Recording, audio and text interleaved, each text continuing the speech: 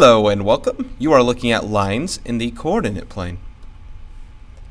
Okay, this first slide, this is a photo that one of my students once took when I was teaching a section on this, and I think that this could be very helpful, but you'd have to press pause for the video to check it out. I'm going to show it again at the end of the video just so you can connect everything that you see. So there are a lot of different things on here, all these things listed. There's standard form of an equation, slope-intercept form, point-slope form. There are descriptions with those things. There's formula for how to find slope. Don't worry, I'll be going over all of this. I just want to say here's all of it in one thing. Here's a graph with an equation. The little arrows say what their best usage is, and you can't really see right here, but there's a green line that says, hey, you can transform one of these to this thing as well. So you can, again, just take a look at that at some point that you like to. Pause the video and see if it helps. So let me start off with slope-intercept form, and I'm going to do some examples with that as well. So slope-intercept form looks like this. Y equals mx plus b. The m and the b have specific actual things. Slope is the m, and the meaning of that is the steepness of the line. And it is defined mathematically by calculating the rise over the run, or literally by counting the rise over the run. Basically, from one point to the next, how much does it rise? Divide that by how much does it run? How much does it run to the left and right? And that's going to give you a value. The larger the value is, the steeper the slope is. A positive slope goes up this way, and a negative slope goes down this way. The y-intercept is the next thing, this b value, and that is the value of y, the value of y when x equals 0. Literally, if I substituted 0 for x in this equation, check this out.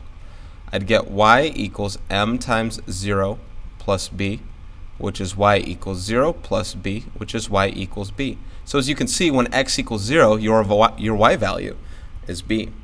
What I really like about slope-intercept form is that you can actually use the look of this equation to graph this without any use of a table and without any calculation. Once you have the m and the b value, you're good to go. Maybe you're not given the m and the b value, which we'll run into later, and you have to work for it. But in these particular cases, you do have them. So let's check them out. This first problem says y equals 2x minus 4. Your m is 2, or I'm going to write it as 2 over 1, because as you remember, slope is rise over run. Rise 2, run 1. B is negative 4, or it's the value of y when x is 0, so you can also write it as 0, negative 4. This is the point that I'm actually going to start off with. Starting from the origin, I'm going to go down 4, right here. I'm going to start on this point. This is a point which I'm going to reference my slope from. So from here, if I rise 2 and run 1, I found another point that's on this graph. Go up 2 again and over 1, you find another point. Continue this for as long as you can, basically until you run out of room. So I can go all the way, I can technically kind of go all the way up right here. Now, as I went up 2 and over 1, that's positive, up, and over to the right is positive. If I go down negative 2, then I can run to the left negative 1, because negative 2 divided by negative 1 is still positive 2. And negative divided by negative is positive. My points should be collinear, and it appears that they are. So when I graph this, I should get a straight line going through. I really should include arrows to indicate that this goes on forever. And that is the graph of that line with that slope. Now, every point in between here also were points, but the ones that I found were running through the crosshairs of 2 points. And I started with the y-intercept of 0, negative 4, so it made it very easy to find these other points. Okay, here's another one, y equals negative x plus 3. I'll go ahead and use red. Now, the slope is probably harder to see here, but in this case, the slope is negative 1. Negative 1 times x is negative x. So that's negative 1, or negative 1 over 1, as a slope of rise over run. Now I'm putting the negative on the top because it makes it a lot easier to discern when I rise a negative amount, I am falling. And I'll make sure that that makes sense when I start doing the graph. So the y-intercept is 3, or should I say the point for the y-intercept is 0, 3. So I'm going to start at that point there. And instead of going up 1 and over 1, I'm going to fall 1. And as I fall 1, I'm still going to go to the right 1. Remember, if your slope's negative, it should go in a downward fashion. And go down 1 over 1 and continue this process. And I won't do this the whole way. But if I go up 1, if I go up positive 1, I'm going to go to the left 1. That'll continue that negative idea right there. So let's see if I can do this immediately with arrows and red. And I'll just go ahead and simulate where this should be going through. It should be doing something like that. That's a pretty good idea of that equation. And this final one here is in words. It passes through the origin with a slope of 1/2. So in this case, I'm looking at an m value of 1 over 2. Now, as you notice, this is a fraction. For some, it might really turn you off that it's a fraction and kind of be afraid of the problem. But don't be too afraid of the problem, because this is just rise over run. You're not really dealing with this in terms of fraction. It's not up 1/2 over 1, though you could do that. It's just going to be a lot easier if you just go up 1 over 2 and plot the points. Now, the origin is the point 0, 0, which also means your y-intercept is 0. So if I wanted to write this equation, it would be y equals 1/2 x plus 0. Or better yet, y equals 1/2 x. But every so often, you might want to write it this way. I'll show you a good reason why when we do horizontal lines. But for now, this is also accepted, and you might see an equation like this, and you'll have to know that the y-intercept is 0. So as I plot the points, I'm going to start at 0 right at the origin, and fractions go up 1 over 2, up 1 over 2, etc., and keep moving. And same thing here, go down 1 over 2, and so on. So if I did it all the way, which would be very nice if I did, I would do a graph that looks kind of like this. And there's your line that goes through it. So 2 positive slopes, 1 negative slope, all different looks to them. Hopefully they all made sense in their own little way. Okay, now we're going to talk about standard form. Probably my least favorite of the forms, in the sense that I really don't like looking at it and saying that I know what I'm supposed to do with its graph. Furthermore, I would never really want to convert something in slope-intercept form to standard form, because I don't really see much reason behind it. You might start with standard form because they might give it to you, or maybe you're doing a word problem, in which case there are a lot of them that start in standard form or something that looks like it. But I want to make sure that you understand that this A, B, and C, these values here, have very little, if not any, representation of a graph. So, for instance, this B is not your y-intercept anymore. It's just a coefficient. It's B, and so is A, and C is just a constant. And they don't actually represent anything on your graph. You can't say, oh, A is your slope, and B is your y-intercept, and C is something else. No, you're going to have to transform it, convert it to slope-intercept form to be able to get anything out of it. But there is good benefit if you're just trying to graph a line. Just use 2 points here, which we're going to find in a bit, finding the intercepts, and then we can do that. So there's still value to it, but it's not going to be most people's favorite thing. What is good about it is that your A, B, and C are integers, so no fractions, and your A value tends to be positive. A is greater than or equal to 0, meaning if it is 0, then it's not there, but if it's greater than 0, then it's positive. So it's a nice look. It's very official. There are good things about it, but I don't think we're going to ask you to convert to standard form. So going from standard form is going to be the important thing here. All right, in terms of finding intercepts, recall that the y-intercept is the value of y when x equals 0. So the x-intercept is the value of x when y equals 0. So x and y-intercept are both the same thing, or in other words, you can find them doing the same thing. So in terms of finding my x-intercept, it's the value of x when y equals 0. So if we set y equal to 0 here, it's going to say ax plus b times 0 equals c. And when that happens, notice, this just goes away. B times 0 is 0, so you get a times x equals c. You could solve for x pretty quickly there. Same thing with the y-intercept. Just set x equal to 0.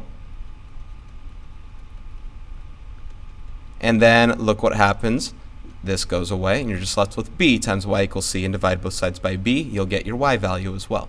So nothing really to memorize. Just make sure you understand the definitions of those things. So this is going to take place really in these two examples down here. And then in terms of converting form, basically end up solving for y.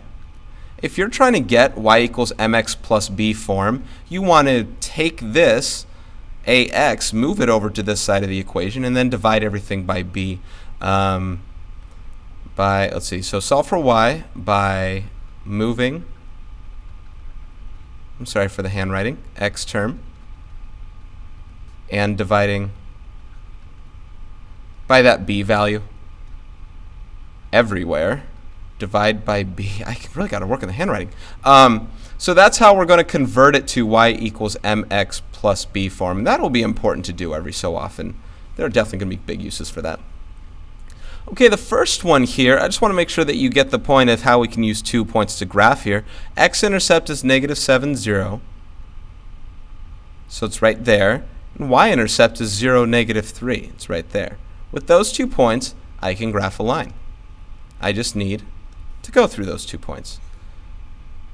So I obviously didn't go through the 2 points. Just let me move that over. So just like that, and there's my line. I'm not going to ask you to write the equation in standard form, but I just want you to understand that you can do this. So what we're going to do for these next 2 equations is find the x and y intercepts, and then we'll just go ahead and graph them. So the second one here, remember the x-intercept that we're going to find is going to be very easily found as long as we just set y equal to 0. So when I set y equal to 0, this goes away. So my equation is just going to say 2x equals 6, or better yet, x equals 3 when I divide both sides by 2. So I have one point here that's 3, 0. It's the value of x when y equals 0. That's my x-intercept. My y-intercept is when I set x equal to 0. So it's going to say this part goes away, and I'll just get, whoops, should keep that negative. -3y equals 6. Divided by -3, you'll get y equals -2. So again, not that bad. Just put that one there, and all I have to do is just graph through those 2 points. Pretty straightforward. As long as I can do it. There we go. It's pretty good. Now, again, pay attention to the fact with this one that you don't really see slope identified here. I don't see 2/3 here. Like, obviously, you could see how I'm getting 2/3 in a way. You convert this into slope-intercept form. Check this out. If I subtract 2x from both sides, it goes over here. Now, if I divide both sides by -3, -3 gets divided in 3 different places. Right here, and right here. So the equation now becomes y equals +2/3 x minus 2. Notice how this is still slope-intercept form. Start at -2, go up 2 over 3, up 2 over 3, up 2 over 3, etc. So slope-intercept form can still be obtained. Might take a while, and in fact, in some cases, you might end up with some fractions and some unwanted fractions. But here's where you got it, and I think you can't complain too much. You're good to go. Okay, so this one is going to end up having a weird fraction of sorts, so I want you to follow along and understand that they still they happen. You have to deal with them. So this one here, to find the x-intercept, I have to set y equal to 0, and it's going to end up, whoops, it's going to end up saying 5x equals 16, divide by 5, and you can get x equals 16/5. As a decimal, it's 3.2. Just so you're aware. So the x-intercept is 3.2, 0. It's 3 1/5 away from the origin in the x direction. So it's a fraction. I mean, in a way, big deal, right? You can still plot it. For the y-intercept, you set x equal to 0, and it says 2y equals 16. Divided by 2, you get y equals 8. I want to make sure that I probably move that out of the way in a second because I'm going to be plotting right up here. It's fine. It's not bugging anybody. So when I graph this one, I'm just going to go right through the points. Just let me move that. So again, that's not too bad. Just that 3.2 is a little different. But hey, it's, you know what? Got to deal with fractions or decimals. But in standard form, it wasn't represented as any sort of fraction or decimal, neither the slope, nor the y-intercept, nor the x-intercept. It just looked normal. Okay, the final one here is point-slope form. So let me first write the equation. It looks like this. A little different. More variables, got some subscripts here, just a little confusing. Take you some time to maybe even memorize it, and there are some ways that I guess there might be mnemonic devices to remember it, but you do it enough, I think you'll just get it. There's good use for point slope form, and I lay that out in that original picture. We're going back to slope again, but I'm going to give you a little bit more about it. Remember, slope is rise over run. Well, rise, just let me use this graph here for a moment. I'm not plotting any real points. I just want to say that when you're going from one point to the next, it's about how much you rise from one y value to the other and how much you run from one x value to the other. So when I'm rising from y1 to y2, the difference in these values is y2 minus y1. That's how you calculate the distance. It's rise. It is y2 minus y1. So when I rise, I'm talking about the difference in my y values. Divided by my run here is x2 minus x1. That's the distance between my two x values. So run, x2 minus x1. And that's your formula for slope. You can use that to calculate it, or you can literally plot those points on a graph if you have them. Say like for this third option. I'll take a look at that later. So that's another way to talk about slope, and that's an actual calculation for it that you can use. Converting form, once again, if we want to put it into y equals mx plus b form, you'll have to solve for y once again. So isolate this guy by itself. You'll have to add this known y1 point over. Let me talk about y1 and x1. y1 and x1, I'm sorry, that is a known point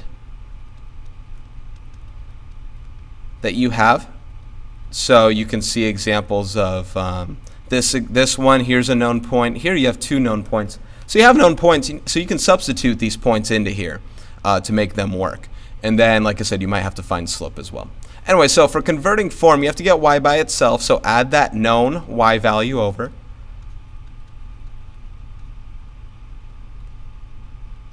And then you have to distribute your slope value into this subset right here. So distribute m into both of those guys right there. Distribute slope. And then combine like terms, because you'll notice that you'll have two constant values, x1 times m and then y1. Right here, you're going to have to combine those and add them to get all that going. Okay, so let's go ahead and graph a few of these. The first one is the equation in this form here. Y minus 2 equals negative 4 times the quantity x plus 1. Okay, you want to remember that x1, y1 is your point, not... So right here, we're subtracting y1. We're subtracting the positive value. So my y1 value is not negative 2. No, it's positive 2.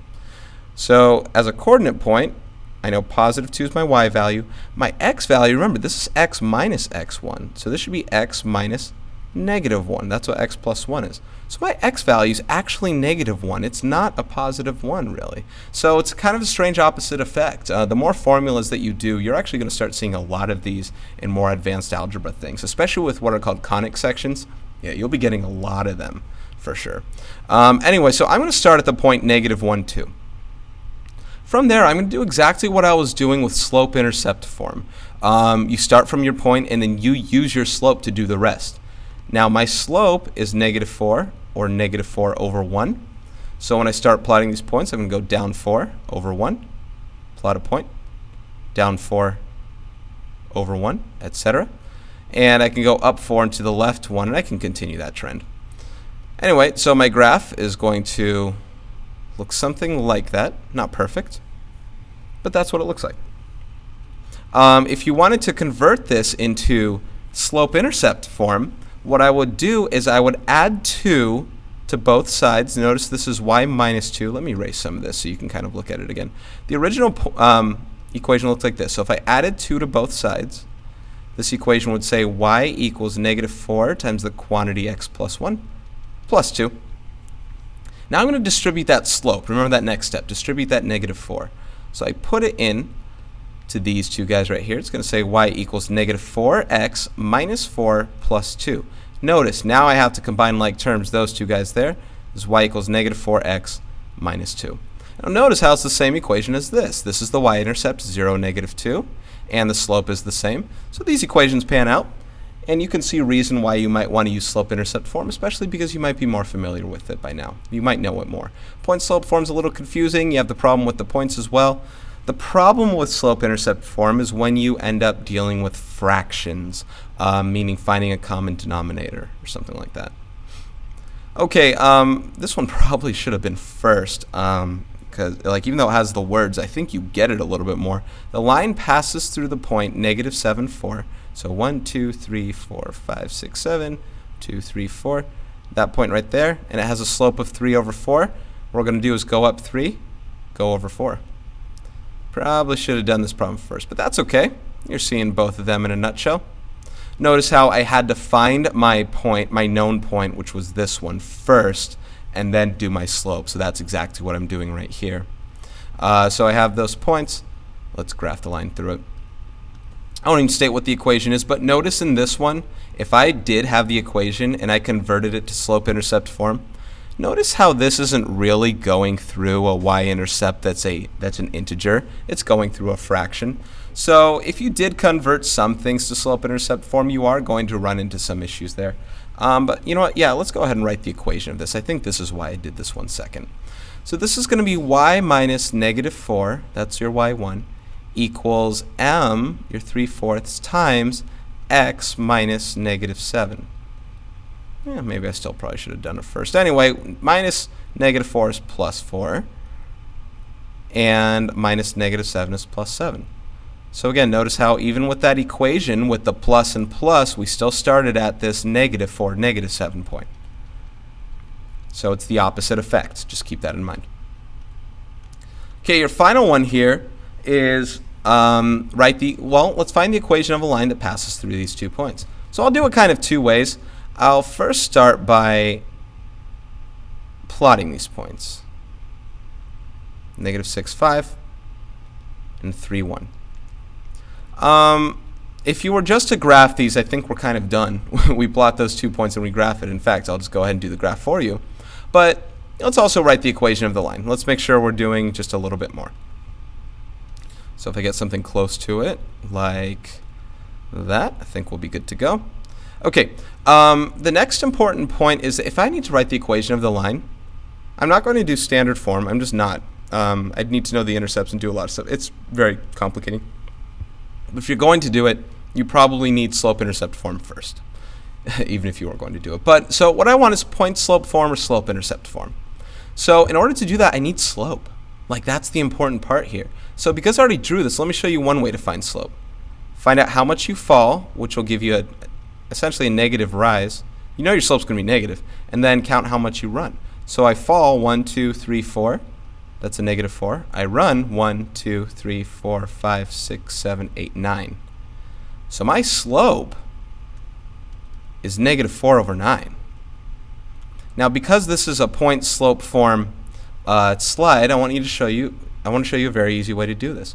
The point slope form is a little confusing maybe, but it's a very easy way to do this because now all you need to do is just substitute one of these 2 sets of known points into that form. So I'm going to go ahead and choose 3, 1 here. So this is going to be y minus y1 equals m times x minus x1. I could have also done y minus y1, I'm using this one now, equals m times x minus x1, that's going to be minus -6, that's +6. So either equation works. I know you might be saying, but aren't those different? Oh, they're not different. If we change this into slope-intercept form, which I won't have time for, but if we did that, you'll actually notice that these are actually the same equation. It'll get you the same y-intercept, whatever it is. And obviously the slope is the same. Remember the intent for this entire thing. It's all about what points makes this equation true, or this equation true, or this equation, or anything else. What points makes it true? And it's going to be the points that are on the line. So if I choose this point right here, whatever it is, and if I substituted it properly into this equation or this equation, I'll be getting a true statement. And that's really what I want. That's really the point of all this. Okay, last set of stuff, horizontal lines and vertical lines. Let's just go ahead and talk about those really quickly. Horizontal line looks like this. It's literally flat. And when it's flat, if we're thinking about, whoa, don't really know what happened. If we're thinking about slope, then think about the fact that this has no rise and it runs forever. So something that has 0 rise and infinite run, 0 divided by any non-zero number is 0. So it has a slope of 0. So if you're thinking about something in the form y equals mx plus b, you're thinking, well, your slope is now 0. So y equals 0x plus b. Your equations are going to look like y equals b. Like literally, just like the second one right here. So flat lines, horizontal lines, come in the form y equals, and then there is no x value. This is the same as y equals 0x plus 4, or minus 4. I know I'm kind of doing an example before doing an example. I might as well do it right now, actually, before I talk about vertical lines, so I'm not over confusing you. So in this example here, y equals negative 4, it's like that. So how do we do this in slope-intercept form? Well, we start at negative 4, and we go, if slope is 0, that's also 0 over 1, if that helps, up 0 over 1, up 0 over 1, up 0 over 1. Notice this is making a horizontal line. Another way of putting this is it doesn't matter what your x value is. No matter what x is, y is negative 4 all the time. So I'd say that's an efficient way of thinking about it, and I know it's kind of difficult because there are times where you think, well, y goes up and down, so why doesn't this go up and down? Well, because it's about what y value we're looking at, and it's y equals negative 4. Here is y equals negative 4. Here's negative 1, negative 2, negative 3, negative 4. And we go left and right. So that's what the line looks like. Vertical lines, they go up and down, like that. They have no run. So when you're thinking about slope here, it has infinite rise or fall over 0 run. And any non-zero number divided by 0 is undefined. So this is an undefined slope. And I know that throws you in for a loop a little bit because now the issue is you can't use y equals mx plus b form. M needs to be a known slope. This is an unknown slope. These actually come in the form x equals blah, blah, blah, blah, blah. There is no y value. Basically says doesn't matter what y is, x will just be the number that it is.